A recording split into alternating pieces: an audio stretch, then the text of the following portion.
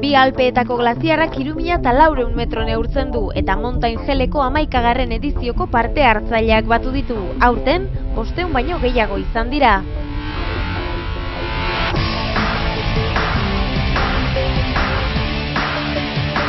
Indarrak lagun zaitzatela, lemarekin eman zioten hasiera proba honi.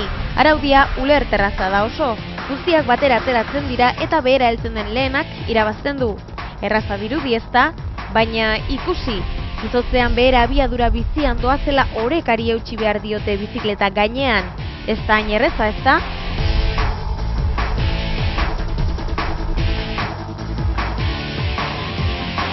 Lehenengo oztopo hau gainditzen zutenek lokatze eta harri arteko jaitsierari ekin behar zioten. Ausartenek baino ez zuten lortu.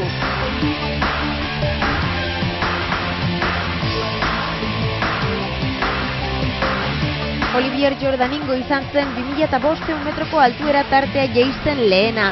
Horretarako 29 minutu eta 40 segundo behar izan zituen, baina batzuek 2 ordu baino gehiago behar izan zuten ibilbide guztia egiteko.